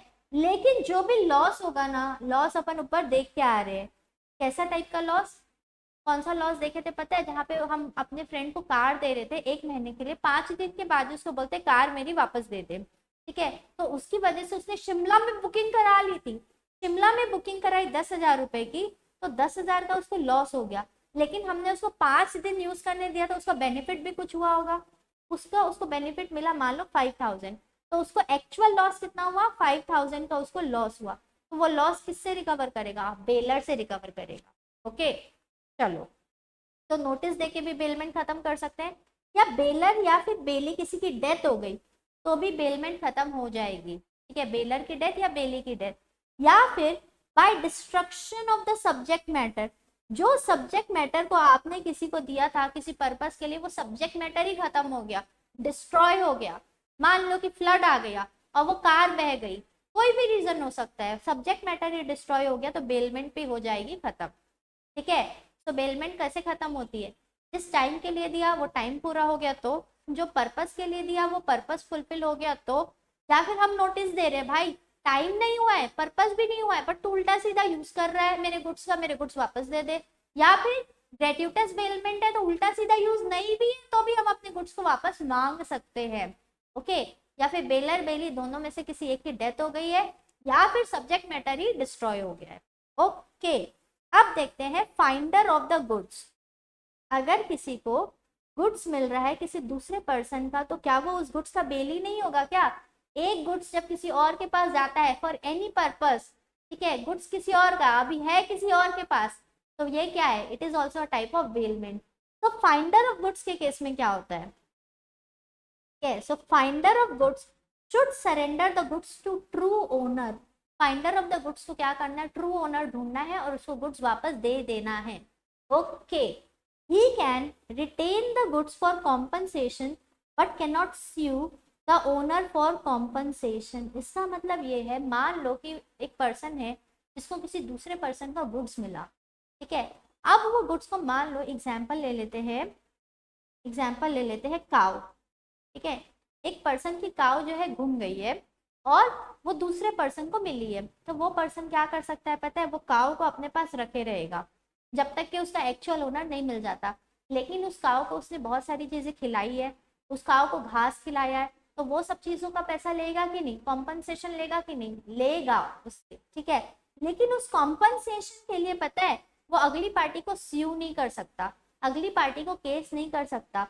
तो आपको किसी की गाय मिली, आपने उसको 2,000 रुपए की ग्रास खिला दी, लेकिन इस ग्रास के पैसे के लिए आप उसको स्यू नहीं कर सकते, लेकिन आप उस काव के ऊपर लीन एक्सरसाइज कर सकते हो, ठीक है, काव को अपने पास ही रखो जब तक कि आपको पैसा नहीं मिल रहा है। ओके, लेकिन स्यू मत करो। लेकिन इन case of any reward finder में स्यू द ओनर फॉर रिवॉर्ड। इसका क्या मतलब है पता है, जिस पर्सन की गाय घूमी है उसको अपनी गाय से बहुत लगाव है, उसने जो है एक एडवर्टीजमेंट डाला पेपर में कि मेरी गाय जिसको मिलेगी ना उसको मैं 1 लाख का रिवॉर्ड दूंगा, 1 लाख रुपए क्या दूंगा, रिवॉर्ड।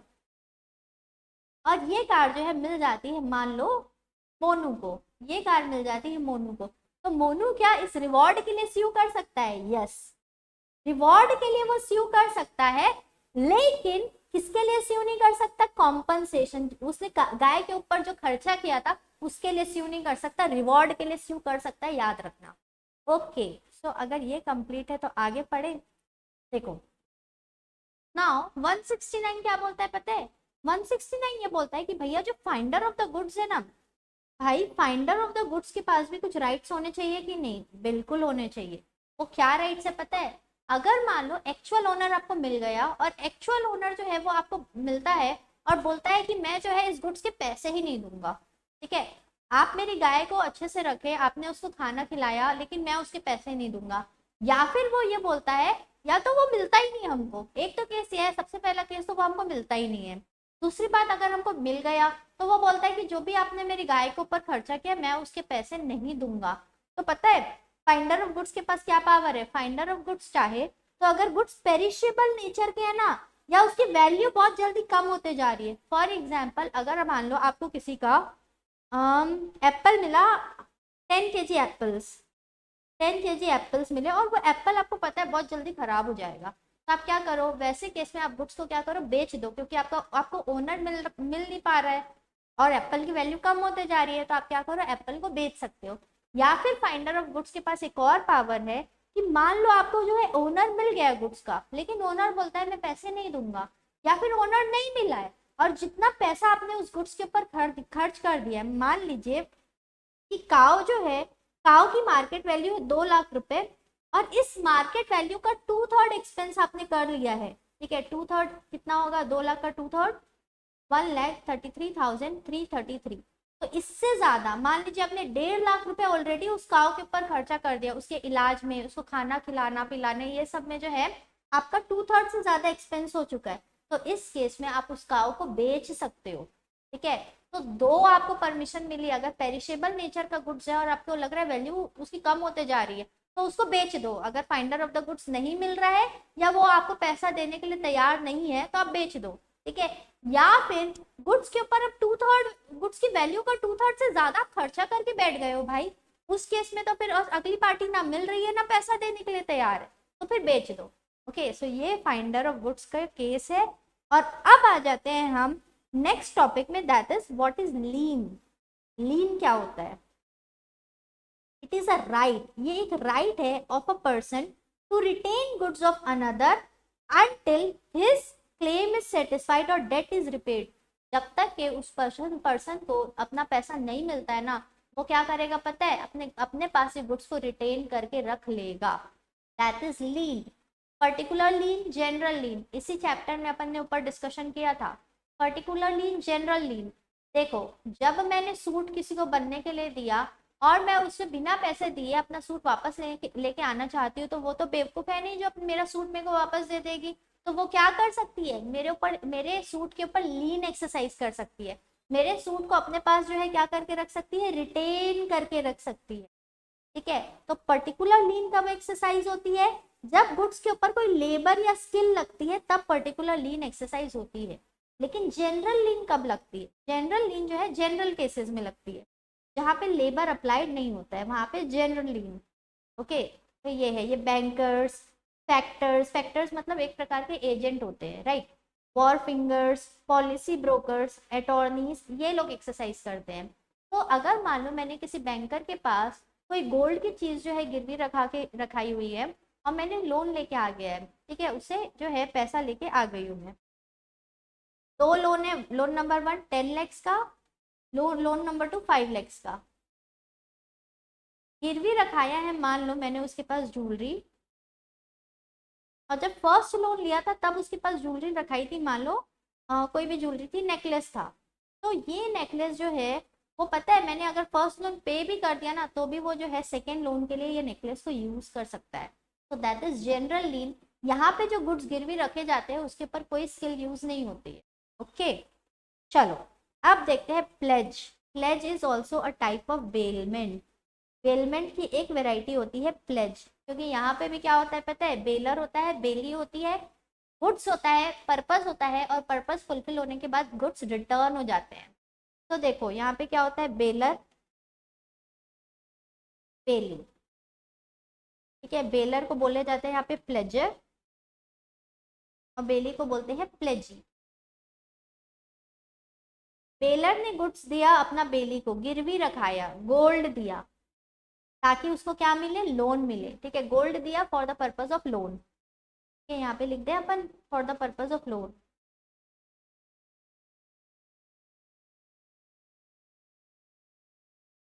तो गोल्ड बेली के पास आ गया, जैसे ही लोन रिपे हो जाएगा ये गोल्ड वापस किसको मिल जाएगा, बेलर को मिल जाएगा, ठीक है। जैसे पर्पस हो गया, लोन रिपे हो गया, तो वापस से गोल्ड जो है किसके पास चले जाएगा, बेलर के पास। तो यहाँ पे गुड्स है, गुड्स की डिलीवरी हो रही है, किसी पर्पस की वजह से हो रही है, पर्पस फुलफिल होगा तो गुड्स वापस रिटर्न बैक हो जाएंगे। So this is bailment. Baler को बोलते हैं प्लेजर और बेली को बोलते हैं प्लेजी। ओके, चलो यहाँ पे हमने, अच्छा, प्लेजर को और क्या बोलते हैं, पॉनर भी बोलते हैं, प्लेजी को बोलते हैं पॉनी, प्लेजी भी बोलते हैं, पॉनी भी बोलते हैं, और बेली तो जनरल टर्म है। okay. चलो अब देखते हैं what are essentials of a contract of pledge. Pledge में क्या क्या चीजें होना जरूरी है। तो देखो प्लेज में क्या क्या चीजें होनी जरूरी है, एक तो नॉर्मल कॉन्ट्रैक्ट में जो भी चीजें होती है एसेंशियल कैरेक्टरिस्टिक्स वो तो होनी चाहिए, बेलमेंट की जो कैरेक्टरिस्टिक्स है वो होनी चाहिए, उसके अलावा और क्या होना चाहिए? तो उसके अलावा जो है there shall be bailment for security against payment. मतलब हम कोई गुड्स को गिरवी रखा रहे हैं ताकि पेमेंट को क्या करे, सिक्योर करे। कोई चीज को गिरवी रखा रहे हैं, गोल्ड को गिरवी रखा रहे हैं ताकि जिससे हम लोन ले रहे हैं वो सिक्योर्ड फील करे कि भाई मेरे पास एक सिक्योरिटी के रूप में कोई तो चीज है। Okay, the subject matter of pledge is goods. जब आप प्लेजिंग कर रहे हो, ठीक है, तो जो सब्जेक्ट मैटर जिस चीज को गिरवी रखा रहे हो वो एक गुड्स होनी चाहिए। पता है आपको कि जमीन या बिल्डिंग को भी गिरवी रख के जो है आपको क्या मिलता है, लोन मिलता है। लेकिन हम प्लेज में क्या पढ़ेंगे, प्लेज में वो सिर्फ गुड्स होना चाहिए जिसके बदले में आपको क्या मिल रहा है, पैसा मिल रहा है। Then goods must be in existence, ठीक है, जो गुड्स गिरवी रखा रहे वो एग्जिस्टेंस में होने चाहिए। एंड डिलीवरी ऑफ गुड्स होना चाहिए from pledger to pledgee. Okay, so goods जो है प्लेजर से प्लेजी के पास जाना चाहिए। ओके, चलो अब आ जाओ देखते हैं rights of a pony. Pony के पास क्या राइट्स हैं? पॉनी मतलब कौन? बेली, जिसके पास गुड्स गिरवी रख के आ रहा है। तो हो सकता है ये ज्वेलरी शॉप वाला हो जिसके पास गुड्स गिरवी रखाया गया है, बैंकर हो, तो ये होता है पॉनी। हमारे एग्जाम्पल हम ले लेते हैं बैंकर, जिसके पास गोल्ड गिरवी रखाया गया है। ठीक है, तो इसके पास क्या पावर है पता है? इसके पास ये पावर है कि जब तक कि इसको इसका प्रिंसिपल अमाउंट प्लस इसका जो इंटरेस्ट है वो प्लस जो भी नेसेसरी खर्चे किए हैं इसने वो गुड्स को प्रिजर्व करके रखने में, जब तक कि वो पैसा नहीं मिल जाता ये गुड्स को वापस नहीं देगा। एग्जाम्पल ले, मान लो कि एक पर्सन है ए, एक पर्सन है बी। ए अपना गोल्ड बी के पास जो है गिरवी रखा रहा है और बी उसके बदले उसको लोन दे देगा। तो मान लो 10 लाख का लोन है, लोन है 10 लाख रुपए का लोन है। तो बी अपने पास ज्वेलरी कब तक के रख सकता है पता है? गोल्ड कब तक के रख सकता है? पहली बात, जब तक कि उसको 10 लाख रुपए पूरे के पूरे नहीं मिल जाते तब तक के रखेगा। दूसरा, इस 10 लाख को 10% की रेट से दिया है मान लो, तो प्लस उसको क्या चाहिए, इंटरेस्ट चाहिए 1 लाख रुपए का। प्लस मान लो कि इस गोल्ड को सुरक्षित रखने के लिए बी को कुछ खर्चा करना पड़ा, बी को कुछ नेसेसरी एक्सपेंस करना पड़ा, तो उसमें लग गया मान लो 25,000। मान लो बैंक लॉकर में रखना पड़ा उसको तो 25,000 उसमें लग गया। तो ये तीनों खर्चा मतलब इन टोटल कितना मिलना चाहिए, 11,25,000 रुपए। जब तक के बी को नहीं मिलेगा ना वो ए को उसका गुड्स वापस नहीं करेगा। ओके, सो ये सेकेंड है right to retention of goods for subsequent debts provided there is a contract to this effect. मतलब मैंने जो ऊपर बताया था कि ये जो पर्टिकुलर गोल्ड दिया गया है ना गिरवी में, अगर मान लो बी ने एक पहला लोन तो 10 लाख का दे दिया, फिर एक और लोन दे दिया 5 लाख का, ठीक है, तो ऐसा होगा क्या कि अगर ए ने 11,25,000 दे दिया तो बोलेगा मेरा गोल्ड वापस दे दे। वो जो है बी बोलेगा नहीं भाई, जब तक कि तुम्हें मेरे से एक्स्ट्रा 5 लाख लिया उसका पेमेंट नहीं करेगा ना, जब तक कि मैं पूरा गोल्ड वापस नहीं करूंगा। तो सब्सिक्वेंट डेट में भी जो है यूज किया जा सकता है। Okay, then Pawnee's right to extraordinary expenses incurred, however, he does not have the right to retain the goods for extraordinary expense, but he can sue for it. Important, मान लो कि पॉनी जो है, बेली जो है, नेसेसरी खर्चा तो किया, उसके अलावा बहुत एक्स्ट्रा खर्चा भी कर दिया। मतलब जो गुड्स उसके पास गिरवी रखाए गए थे ना उसको प्रोटेक्ट करने के लिए उसने बहुत एक्स्ट्रा खर्चा कर दिया।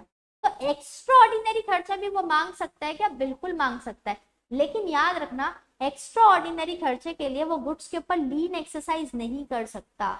एक्स्ट्रा ऑर्डिनरी खर्चे के लिए लीन एक्सरसाइज नहीं कर सकता, लेकिन एक्स्ट्रा ऑर्डिनरी खर्चे के लिए वो स्यू जरूर कर सकता है। ठीक है, लीन सिर्फ किसके लिए करेगा? प्रिंसिपल अमाउंट, इंटरेस्ट और necessary expense ordinary expense.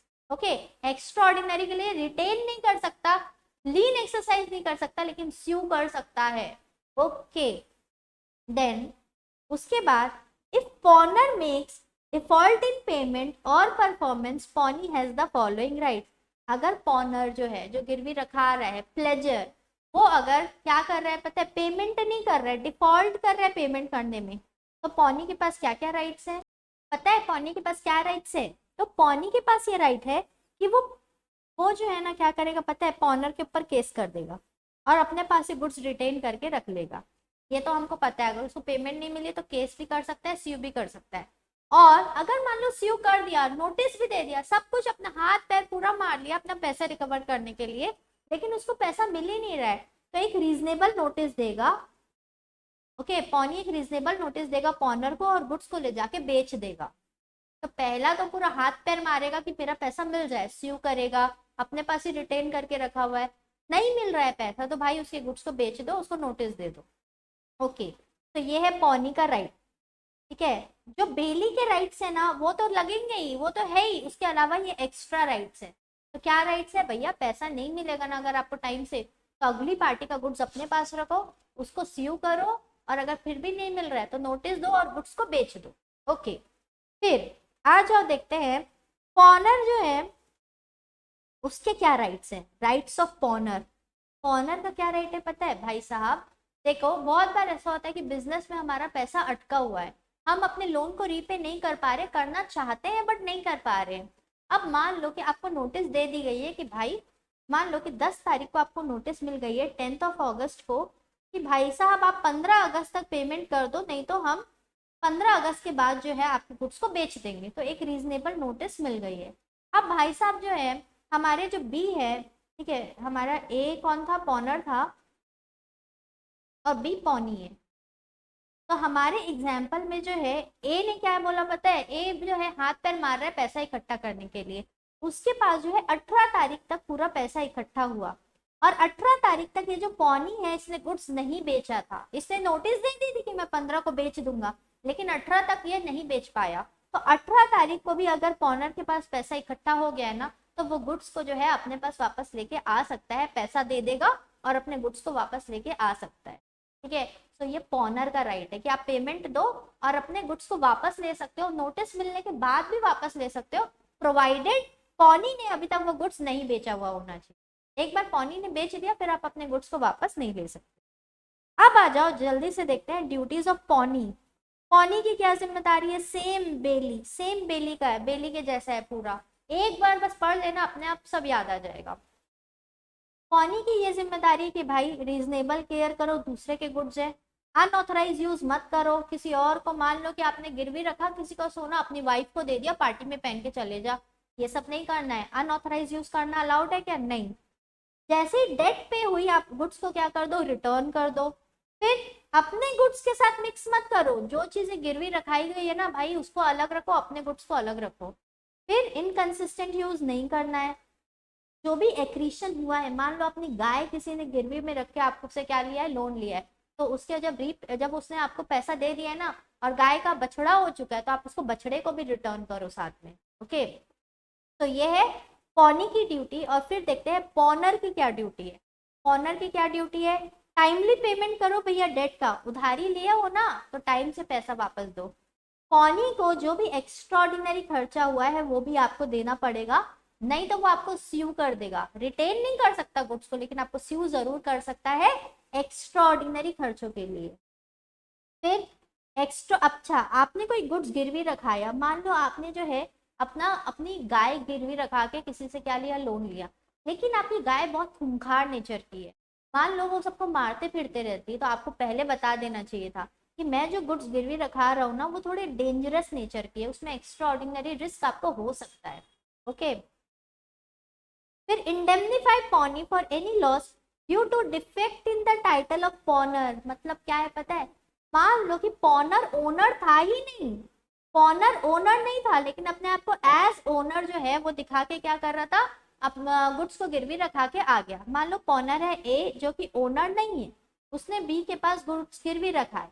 Original owner है मान लो सी, और सी ने आके जो है वो गुड्स बी को से के पास से लेके चले गया, सी अपना गुड्स बी के पास से लेके चले गया, तो बी को तो नुकसान हो गया, अब उसके पास कोई सिक्योरिटी नहीं है, तो यह नुकसान की कौन भरपाई करेगा, ए। ओके, चलो उसके बाद if pawnee sells the goods pawnor must pay the डेब्ट। अगर पॉनी जो है क्या कर रहा है पता है, गुड्स को बेच रहा है, मान लो कि आपकी गाय उसने गिरवी में रखी थी, और गाय जो है उसने कितने 2 लाख रुपए उसने लोन लिया था, और गाय मार्केट में बिकी कितने में पता है, सेल कितने में हुई पता है, गाय 1.5 लाख रुपए में। तो यहाँ पे पौनी को 50,000 का तो नुकसान हो गया, 50,000 रुपए वो कहाँ से वसूलेगा? तो ये पैसा वो किससे वसूलेगा? पॉनर से वसूलेगा। ठीक है, ये पैसा किससे वसूलेगा? पॉनर से। ओके, चलो। क्या आपको ये बात पता है कि अगर मान लो कि उसने जो है लोन 2 लाख का लिया था और गाय मान लो अगर बिकती है 2.5 लाख रुपए में, तो इस केस में 50,000 रुपए जो एक्स्ट्रा में बिकी ना, वो क्या करेगा पता है? पॉनर को रिटर्न कर देगा। रिटर्न करना पड़ेगा जो एडिशनल में बिकी है वो। ओके, चलो अब बहुत इंपॉर्टेंट टॉपिक देख रहे हैं एकदम ध्यान से। व्हाट आर द केसेस जहां पे एक नॉन ओनर भी प्लेज कर सकता है? क्या आपको पता है कि नॉन ओनर, देखो एक है, एक ना है, एक कोट है, Nemo death code non habit, मतलब जिसके पास जो चीज नहीं है ना वो नहीं बेच सकता। ठीक है, मेरे पास अगर मैं किसी चीज की ओनर नहीं हूँ तो मैं दूसरे को ओनरशिप का टाइटल नहीं दे सकती। अगर मेरे पास किसी गुड्स में राइट नहीं है तो मैं दूसरे को राइट नहीं दे सकती। लेकिन यहाँ पे क्या बोल रहे हैं पता है? एक नॉन ओनर भी प्लेज कर सकता है, लेकिन कौन से केसेस में? सिर्फ ये लिमिटेड केसेस है उसमें, अदरवाइज वो नहीं कर सकता। Example, pledge by mercantile agent. एक मर्केंटाइल एजेंट, मर्केंटाइल मतलब जो बिजनेस से रिलेटेड एजेंट होता है, जो बिजनेस के लिए जो है अपने प्रिंसिपल के बिहाफ में गुड्स खरीदता है, बेचता है, गुड्स गिरवी रखाता है, उसको बोलते हैं मर्केंटाइल एजेंट। ओके, तो एक मर्केंटाइल एजेंट जो है वो प्रिंसिपल के बिहाफ में गुड्स को क्या कर सकता है? गिरवी रखा सकता है with the consent of owner. Owner को पता है कि मेरा गुड्स जो है मेरा एजेंट गिरवी रखा रहा है, लेकिन जो पौनी है ना, पौनी को ये बात नहीं पता होनी चाहिए। पौनी जो है उसको ये बात नहीं पता होनी चाहिए कि पॉनर के पास ऐसी कोई अथॉरिटी नहीं है, तो ये एक वैलिड प्लेज कहलाएगा। तो एक नॉन ओनर मतलब एक एजेंट, मर्केंटाइल एजेंट पे गुड्स को गिरवी रखा सकता है, लेकिन जिसके गुड्स को गिरवी रखा रहा है उसको इस बात की नॉलेज होनी चाहिए विद द, जो भी गुड्स हैं वो किसके पास होने चाहिए? पॉनर के पास होने चाहिए, एजेंट के पास होने चाहिए।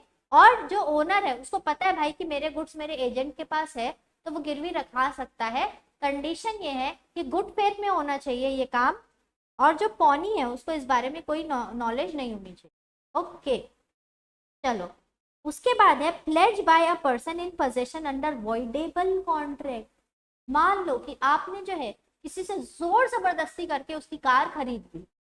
ठीक है, उसकी कार खरीद ली। अब अगली पार्टी जो अग्रीव्ड पार्टी है उसके पास ये ऑप्शन है कि वो कॉन्ट्रैक्ट को कैंसिल भी कर सकता है। वॉइडेबल कॉन्ट्रैक्ट याद है ना, तो उसके पास ये ऑप्शन है।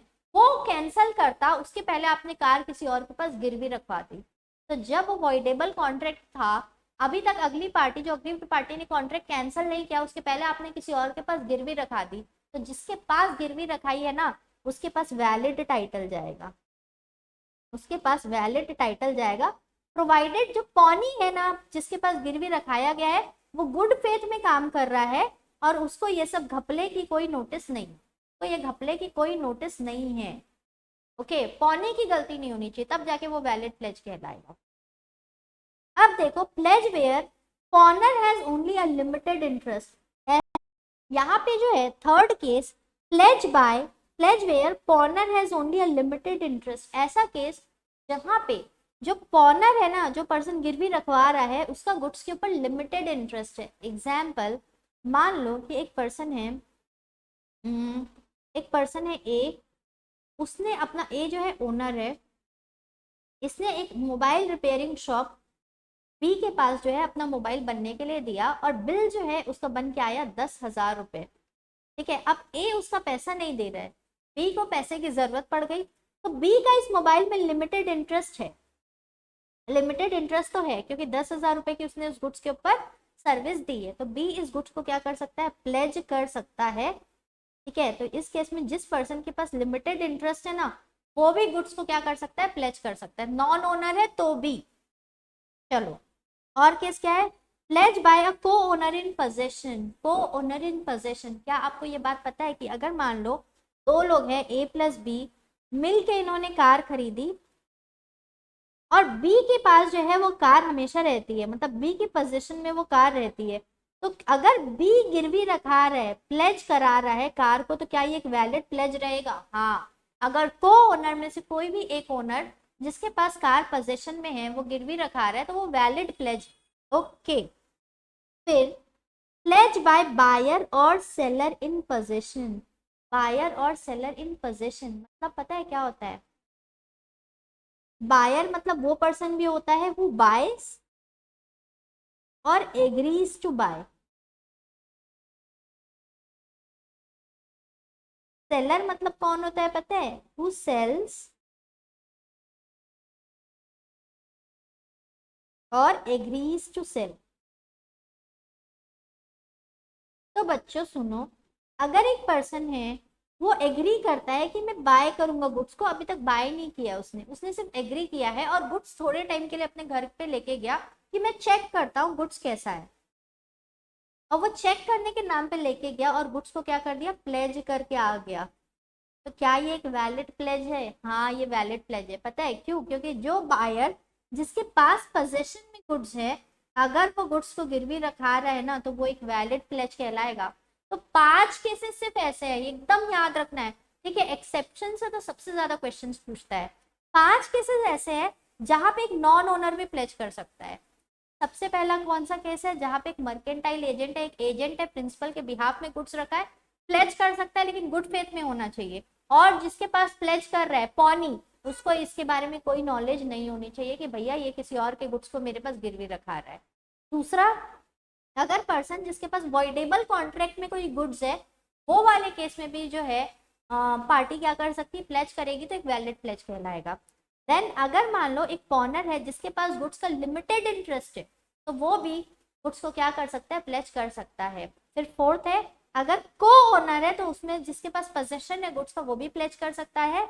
और प्लेज बाय बायर और सेलर, कोई बायर सेलर इन पोजेशन है वो भी प्लेज कर सकते हैं। अगली पार्टी जिसके पास प्लेज कर रहे हैं उसके पास वैलिड टाइटल जाएगा। तो यहाँ पे हमारा बेलमेंट का जो पूरा रिवीजन है बहुत ही डिटेल तरीके से कंप्लीट होता है। फर्स्ट टाइमर भी एक बार में देखेंगे सब समझ में आ जाएगा, इजी लैंग्वेज में है। प्लीज प्लीज प्लीज एग्जाम के लिए अच्छे से पढ़िए। एंड हम सबको कोशिश करना है कि जितने भी बच्चे वीडियो देख रहे हैं, हम सबका टारगेट है 300 प्लस मार्क्स लेके आने का ओवरऑल। ओके, एंड लॉ में हमारा टारगेट है कम से कम 80 प्लस लेके आने का। ओके, चलिए मिलते हैं नेक्स्ट सेशन में। टिल देन जो भी डाउट हो आप मेरे को कमेंट सेक्शन में बता सकते हैं। और बहुत मेहनत लग रही है वीडियो बनाने में, तो प्लीज थोड़ा सा सपोर्ट कीजिए, लाइक कर दीजिए, शेयर कर दीजिए, सब्सक्राइब कर दीजिए। और मिलते हैं फिर नेक्स्ट क्लास में। बस लास्ट यूनिट बचा है, यूनिट नंबर 9, और हमारे सिलेबस का one of the biggest chapter हो जाएगा complete, that is Indian contract act 1872। Okay, bye bye.